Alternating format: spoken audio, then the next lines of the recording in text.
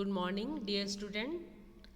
आज आपका फिर से स्वागत है बीए पार्ट फर्स्ट में, जिसमें हम इंडियन पॉलिटिकल थिंकर अर्थात भारतीय राजनीतिक विचारक, जिसमें हम पढ़ रहे थे जयप्रकाश नारायण। तो नेक्स्ट जो हमारा टॉपिक है जयप्रकाश नारायण जी का, वो है उनका सर्वोदय, गांधीवादी विचारधारा और उसकी समाजवादी, यानी सर्वोदय या गांधीवादी विचारधारा को हम एक ही मानते हैं और उसी में गांधीवादी समाजवाद या सर्वोदय की विचारधारा भी हमें देखने को मिलती है।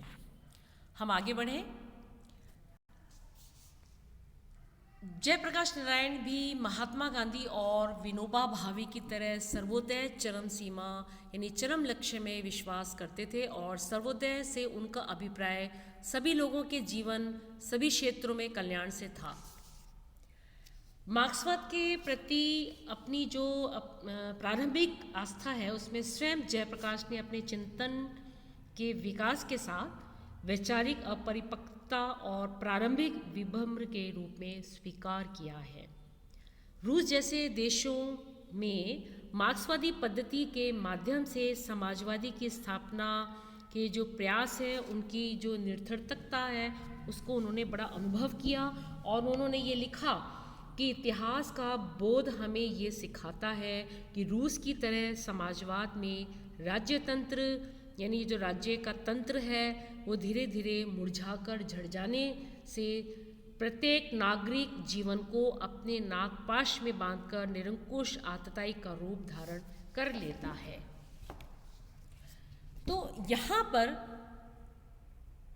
जो सर्वोदय का जो अर्थ लिया था, वो सभी देशों या सभी क्षेत्रों में मनुष्य के कल्याण से था। और सर्वोदय शब्द रॉस्किन की पुस्तक, मैं उसमें आपको अंडरलाइन कर देती हूँ। सर्वोदय शब्द की जो रॉस्किन की पुस्तक है अनटू द लास्ट में महात्मा गांधी ने किया, और इस पुस्तक का सार ये था कि सबकी भलाई में अपनी भलाई। महात्मा गांधी और विनोबा भावे ने के सर्वोदय से संबंधित विचारों को स्वीकार जयप्रकाश नारायण जी ने किया और वे समाज के हर वर्ग का जीवन स्तर बनाना चाहते थे। भारतीय समाज में समग्र क्रांति लाना चाहते थे ताकि भारतीय समाज का आर्थिक, राजनीतिक और सामाजिक विकास हो सके। हम जब पूरे समाज के राज्य के कल्याण की बात करते हैं, तो जब सबसे पहले कल्याण की बात आती है तो वो आती है मनुष्य। तो मनुष्य के कल्याण यानी जब हम दूसरों का कल्याण करेंगे तो उसमें हमारा ही कल्याण और हमारी ही भलाई विद्यमान होती है, ऐसा जयप्रकाश नारायण जी ने कहा था। उन्होंने आगे कहा कि सर्वोदय योजना कोई भावुकता योजना नहीं है, यह एक सामाजिक क्रांति का सुझाव है और सर्वोदय समाजवादी दल के 80 कार्यक्रमों को लेके हुआ है और साथ ही वर्गहीन और जातिहीन समाजवाद का जो आदर्श है वो भी सर्वोदय की धारणा में शामिल है। जैसे जैसे जयप्रकाश नारायण गांधीवाद की तरह झुकते गए, वैसे ही उनकी सामाजिक आस्थाएं सर्वोदय की ओर झुकती चली गईं। उन्होंने कहा, यदि हमें हितों में विरोध प्रतीत होता है तो उसका कारण अवधारणाएं और हमारा गलत आचरण है, और यदि हम मानव हितों की एकता में विश्वास करें तो हम सर्वोदय की वास्तविकता के अधिक निकट पहुंचते हैं। इसलिए उन्होंने लोगों को भूदान यानी अपनी भूमि दान करना किसी दूसरे के लिए यानी समाज के लिए, तो उन्होंने भूदान, ग्राम दान, अपने गांव को दान करना और संपत्ति दान के लिए प्रेरित किया। ये बहुत बड़ी बात है कि हम अपनी चीज़ों को लोगों की भलाई के लिए देना, ये भाव हमारे में आना और इस भाव को या इस भाव की क्रियान्विति करना, ये जयप्रकाश जी की बड़ी खूबी थी। तो सर्वोदय आंदोलन की सफलता के लिए उन्होंने नैतिक साधनों पर जोर दिया। मैं फिर आपको छोटे से शब्दों में बताती हूँ कि नैतिक साधने क्या है। जो हमारे काम या जो हमारा आचरण है, जो हमारा कार्य है, वो समाज के लिए उपयोगी होना चाहिए, सार्थक होना चाहिए, इसे बोलते हैं हम नैतिक साधन। उनका ये कहना था कि सर्वोदयी समाज में न केवल न्याय, समता के अवसर प्राप्त होंगे, बल्कि एक ऐसी जनतंत्रीय व्यवस्था भी होगी, जनतंत्र यानी जनता का शासन, जिसमें व्यक्ति की स्वतंत्रता उसमें पहला स्थान होगा। व्यक्ति अपनी शासन व्यवस्था का स्वयं निर्माण करेगा और ये व्यवस्था विकेंद्रित होगी। हम फिर आ जाते हैं यहाँ पे विकेंद्रित का अर्थ ये है कि जो शासन की शक्ति होती है वो एक हाथ में ना होकर अनेक हाथों में होना, जिसमें ज़्यादा सत्ता और संसाधन ग्राम सभा के पास में होगी। अब जो नेक्स्ट बात उन्होंने कही जयप्रकाश नारायण जी ने, उसमें भारतीय परंपरा और संस्कृति से दूर ना भागते हुए, नवीन आदर्शों से दूर ना भागते हुए समाज सुधार, सभी का कल्याण महात्मा गांधी के आदर्शों का आधार रहा। इसलिए जो सर्वोदय है वो आदर्श का मूर्त रूप इसका आंदोलन है। इसे उन्होंने सर्वोदय आंदोलन का नाम दिया। और यहाँ पे सर्वोदय से फिर तात्पर्य है गांधीवादी विचारधारा। समाज को बदलने के लिए भारत में बहुत से लोगों ने विचार व्यक्त किए, लेकिन समाज को कैसा बदलना चाहिए उसके बारे में कभी भी कोई एक मत नहीं हुए। तो गांधीवादियों की एक विचारधारा सर्वोदय है, और भारत की आज़ादी के लिए जो गांधी जी ने आंदोलन चलाया उसमें सामाजिक परिवर्तन संबंधी विचार प्रस्तुत किए गए।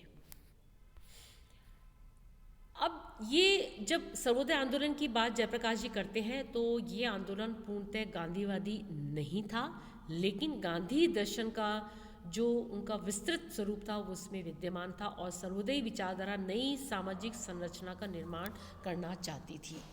तो सर्वोदय के मूल आधार भी थे, और उस आधार के द्वारा ही हम सर्वोदय के पक्ष को भी समझने का प्रयत्न करेंगे। तो पहली बात थी व्यक्ति की स्वतंत्रता। इसका अभिप्राय यह है कि व्यक्ति किसी का गुलाम नहीं है। जो शक्तिशाली हो वह अधिक स्वतंत्र है और जो कमजोर है वह कम शक्तिशाली है, वह कम स्वतंत्र हो, ऐसी विचारधारा नहीं थी।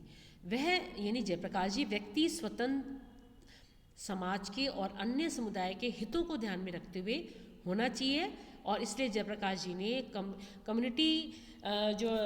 कम्युनिटेरियन है सोसाइटी की अवधारणा को सामने रखा, जिसमें समाज को समुदाय के आधार पे चलाना चाहते थे। उनका मानना था कि समाज का हित ही सर्वोपरि होना चाहिए, उसमें कोई जाति विभेद नहीं होना चाहिए।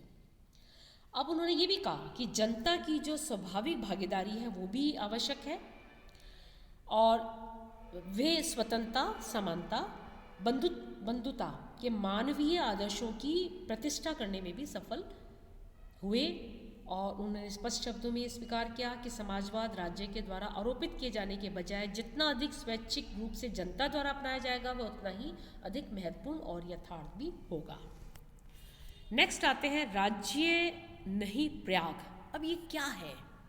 तो यहाँ पे एक शब्दों में, 2 लाइनों में, 3 अर्थों में बताया है कि राज्य से हमारा अभिप्राय वह सरकार है जो निश्चित क्षेत्र में शासन चलाती है, वही राज्य है। और प्रयाग का ये अर्थ है जनशक्ति, यानी जनता की शक्ति। और जयप्रकाश नारायण ने ये भी कहा कि राज्य की शक्ति को समाप्त कर जनशक्ति के पास में अधिकार होने चाहिए। मैं आपको फिर यहाँ पे समझाना चाहूँगी कि यहाँ पे बार बार उन्होंने जनता की शक्ति की बात करी है। किसकी? जनता की शक्ति, और इसमें सबकी भागीदारिता की बात करी है। तो प्रयाग का क्या अर्थ है? जनशक्ति। ये आपके न्यू टाइप के क्वेश्चन है सारे, कि जयप्रकाश ने कहा कि राज्य की शक्ति को समाप्त कर जनशक्ति के पास अधिकार होने चाहिए। आगे बढ़े। राजनीति नहीं, लोकनीति। हमें राजनीति के स्थान पे लोकनीति चलानी चाहिए, अर्थात समस्त जनता के कल्याण की भावना से कार्य करना चाहिए। ये एक ऐसी नीति है जो गैर दलीय है, यानी जिसमें कोई दल शामिल नहीं है। ये लोकनीति है। लोकनीति का अर्थ है जनता की नीति। इस प्रकार जयप्रकाश जी का कहना है कि राज्य और राजनीति दोनों एक दूसरे के साथ जुड़े हुए हैं। ये दोनों कुछ ही लोगों के हाथ में केंद्रित है। इस दृष्टि से उन्होंने लोकनीति की बात करी, जिसमें सब लोग शामिल हैं। यहाँ पे शक्ति का विकेंद्रीकरण होगा, यानी शक्ति कई हाथों में होगी, कई भागों में विभक्त होगी। और सर्वोदय यही चाहते थे कि शक्ति का विकेंद्रीकरण हो। विकेंद्रीकरण सामाजिक, आर्थिक, राजनीतिक सभी क्षेत्रों में होना चाहिए। किसी भी व्यक्ति के पास शक्ति का केंद्रीकरण नहीं होना चाहिए। सर्वोदय का ये विश्वास था कि बड़े शहरों के बजाय छोटे छोटे समुदाय बनाने जाने चाहिए, और ये छोटे छोटे समुदाय पूर्ण रूप से आत्मनिर्भर होने चाहिए। उत्पादन की सबसे अधिक खपत भी इन्हीं गाँव और छोटे समुदायों में होती है, जिन्हें अधिक शक्ति हो, स्वतंत्रता हो और उतनी ही अधिक उन्हें स्वायत्तता मिलनी चाहिए। अब सर्वोदय ने ये भी कहा कि समाज राज्यविहीन होना चाहिए, सभी कार्य सहमति के आधार पे होना चाहिए। इसमें ये नहीं है कि जनता के सभी लोग भागीदारी होने चाहिए और उनका जो आधार है वो होना चाहिए सहमति। समाज की संपूर्ण संपत्ति भूमि पर भी किसी का स्वामित्व नहीं होना चाहिए, बल्कि संपूर्ण समाज का उस पर अधिकार होना चाहिए। इस विचारधारा का जो परिपक्व रूप है वो विनोबा भावे ने भूदान और ग्रामदान के माध्यम से भी दिया था, जैसा कि आपको पता होगा। इस समय सोचा गया कि सर्वोदय विचारधारा के आधार पर ही गांव में बहुत बड़ा परिवर्तन लाया जा सकता है। और आगे बढ़ते हुए उन्होंने संपूर्ण क्रांति की बात करी। किसने करी? जयप्रकाश नारायण ने। उन्होंने कहा कि संपूर्ण क्रांति के आंदोलन का जो लीडरशिप है, नेतृत्व है, इसलिए स्वीकार किया गया क्योंकि उसी समय यूरोप और एशिया के अनेक देशों में छात्रों ने क्रांति की थी और इसलिए जयप्रकाश नारायण को विश्वास हो गया कि भारत के छात्र भी क्रांति भी छात्रों ने महत्वपूर्ण भूमिका अदा की थी। इसलिए जयप्रकाश ने इस आंदोलन का जो नेतृत्व है वो देना स्वीकार कर लिया। अब इसका आंदोलन का उद्देश्य क्या था, ये बड़ा महत्वपूर्ण है। ये छोटे छोटे पॉइंट्स में आपका भी आएगा। इस आंदोलन सर्वोदय आंदोलन का जो अंतिम उद्देश्य था वो था संपूर्ण क्रांति, और यह 5 जून 1975 को संपूर्ण क्रांति आंदोलन का शीर्षक हुआ और इसे अखिल भारतीय स्तर पर स्वीकार भी किया गया। यह आंदोलन भारत में अनेक सामाजिक, आर्थिक, नैतिक, सांस्कृतिक क्षेत्र में क्रांति ला सकेगा। और इस आंदोलन ने निम्न मुद्दों को उठाया, जो मैं आपको पॉइंट्स के रूप में बताती चली जाती हूँ कि जो कीमत है उसमें जो बढ़ोतरी हुई है उनको कम करवाना, और शिक्षा में संबंधित कठिनाइयों, छात्रों का भविष्य किस प्रकार होगा, शैक्षणिक संस्थानों में अधिक से अधिक सुविधाएं कैसे मुहैया कराया जाए, इस पर भी विचार होगा। मुद्दा भ्रष्टाचार को जड़ से खत्म करना, स्वतंत्रता बनाम परतंत्रता यानी देश में पुनः अधिनायकवादियों जो शक्तियाँ उठा रही हैं उसे कुचलना, और इन्हीं मुद्दों पर यह आंदोलन चलाया गया। आंदोलन के लिए निम्न कार्यक्रम बनाए गए, जैसे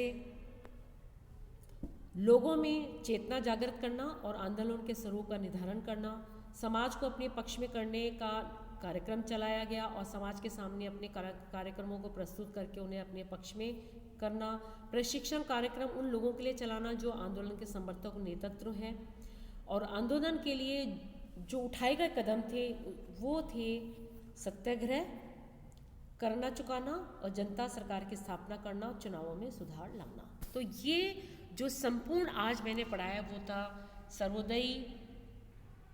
उसमें मैंने बताया सर्वोदय का अर्थ क्या है, उसकी विशेषताएं क्या है और इनमें किन किन साधनों को स्वीकार किया गया। फिर आंदोलन की बात की, उस आंदोलन के उद्देश्य क्या थे और उस आंदोलन को कैसे चलाया जाना चाहिए। तो आज हम जब जयप्रकाश नारायण जी की बात करते हैं तो जयप्रकाश नारायण जी का जो सर्वोदय समाजवाद संबंधी जो विचार है वो आपने पढ़े समझे होंगे, और आज ये जो विचार है अभी ये वाला सेशन यहीं पे समाप्त होता है।